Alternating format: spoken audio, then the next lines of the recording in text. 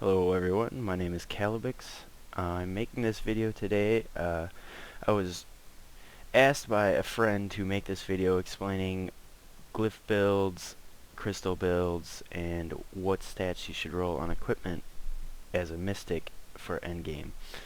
I'm going to assume you know what your skills do and whatever else about mystic that you learned coming up through 60, but maybe you just hit 60 and you kind of need some direction on where to go and what to do.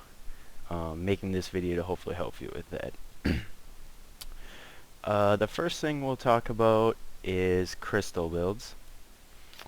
As a mystic you don't need too many, but there's a few important ones.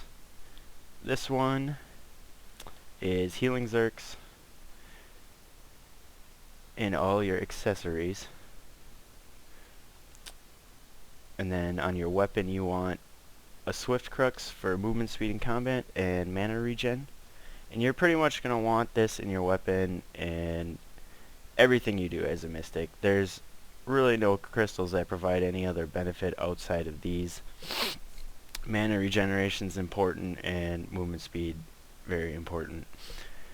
This particular one in my chest, I have Fleetfoot and Vigorous. This is just a Nexus build basically, so I can run around and semi-AFK and regen my HP for extended periods of time. Pretty useless, but I happen to have it. The second one is my main one. It's for PvE. When you're doing a dungeon, this is pretty much what you're going to want every single fight. Healing Zerks, same thing in the weapon again, Swift and Brilliant Cruxes. Now in the chest you want 1 Fleetfoot and 3 Anarchics to reduce boss damage. Again, you're just looking for movement speed and increased healing. You use a Fleetfoot as a mystic because you should be spending most of your time out of combat. So yeah, the next one I use is for kiting. You will be asked to kite a lot. Well, not a lot, but in certain fights you need to kite as a mystic. Certain instances, mainly Queen, and it used to be NT, but nobody really kites anymore. But Queen, very important. Mystic, almost always going to kite during the tube phase. For this one, since I'm kiting and not worried about other people, I put Swift Zerks in for increased attack speed so I can drop motes faster to pick up aggro. In Queen it can get pretty close, so all that little bit of attack speed really helps. The only real difference is I put 3 Threatening Cruxes in instead of the Brilliance. If you're charmed you won't run into mana issues. And with the changes to balls and the attack speed increase, you can actually drop a mana ball and pick it up for a good mana gain. At certain points you'll have enough time.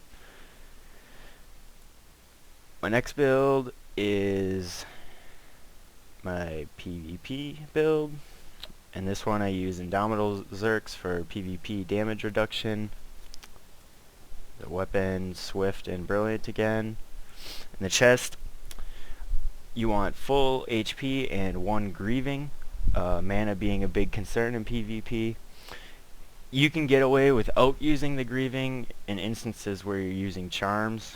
I would put another Relentless in personally. Some people like the Resolute, decreasing damage below 50% HP.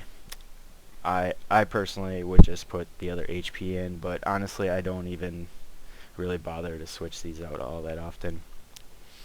And my last crystal build is just is just a pure DPS. I have Powerful Zerks and a Carving, Forceful, Acrimonious, and a Savage. This is just for when I go farming BAMs for dailies and things like that. Alright, the next thing we'll just talk about what stats I prefer anyway, I think are most beneficial to a mystic on their equipment.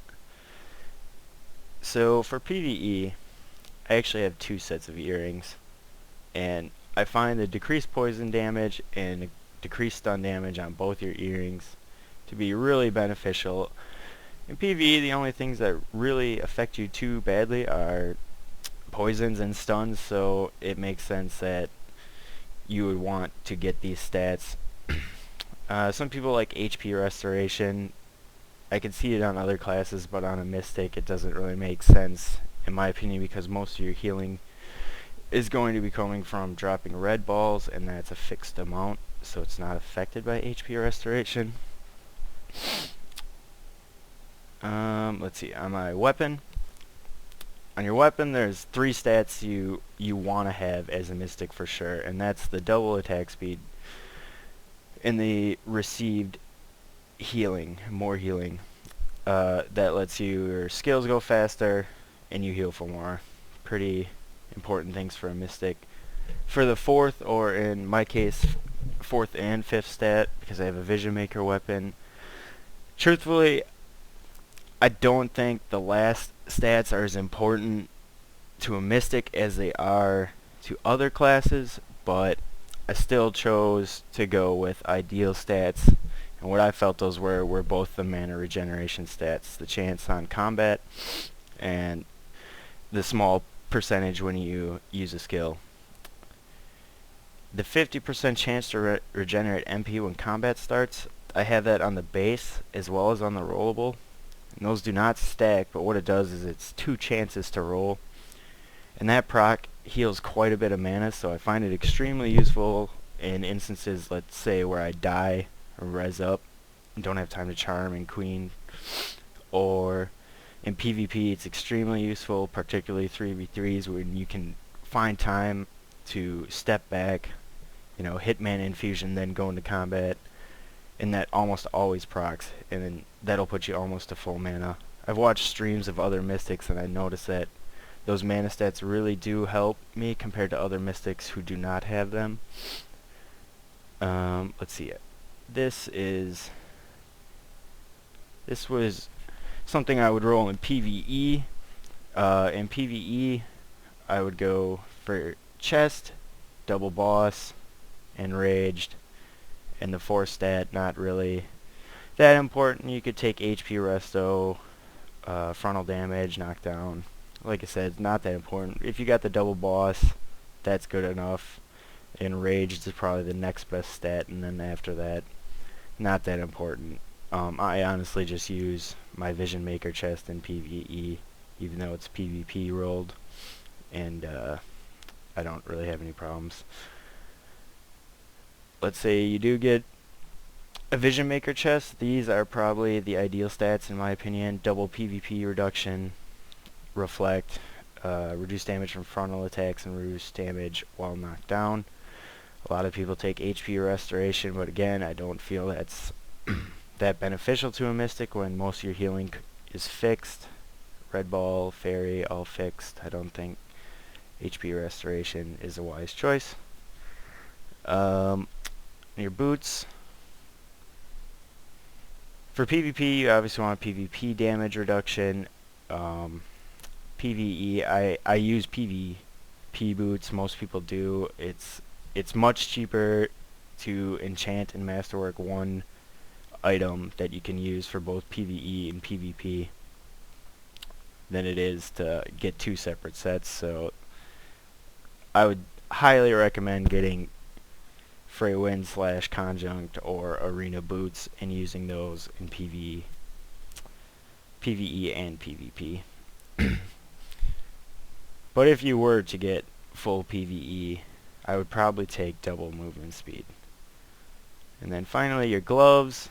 I would use PvE gloves, honestly, until you could get either Arena or Vision Maker gloves, because losing the 1 healing stat at +9, the 5.7 more healing, versus the PvP gloves, which would only give you the reduced damage from crits, which would be nice, but you'd have to give up the healing for that, and you get PvP damage, which really not that important.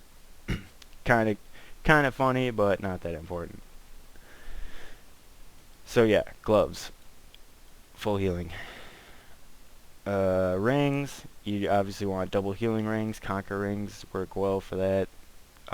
You could get Hydraid settings, and get healing and stun on them. I have not done that yet because semis are expensive and I'm too lazy to farm BAMs. That would be pretty ideal, although at times I feel like I like having the attack modifier even though I'm a mystic, but hey, that's just me. And let's see, the last thing is PvP earrings. You want double stun reduction. Some people, like I said, take HP resto. I think I've made my case enough on why I wouldn't take that. And I think that pretty much covers equipment. So let's talk about glyphs, excuse me, glyphs quickly.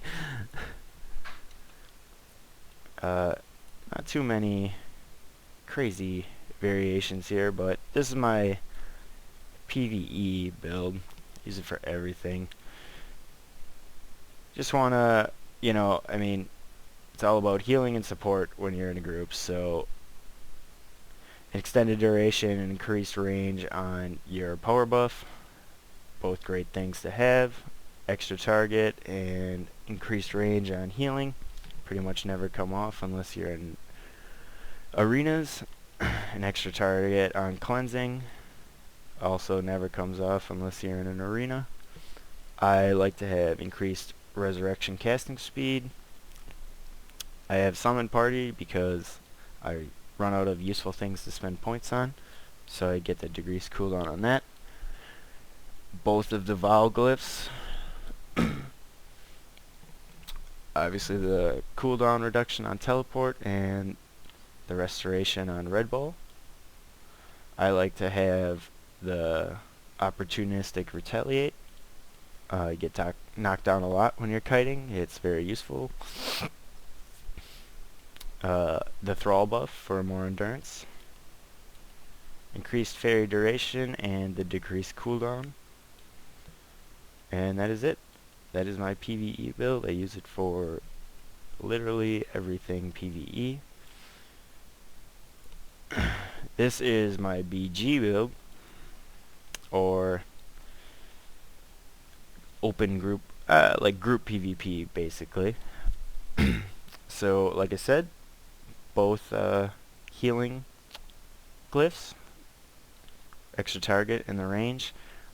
I like the increased duration on Shar's Lash is very important. I personally like this one. Some people don't. I find it very useful, particularly in BGs when I'm running away from like 8 other people.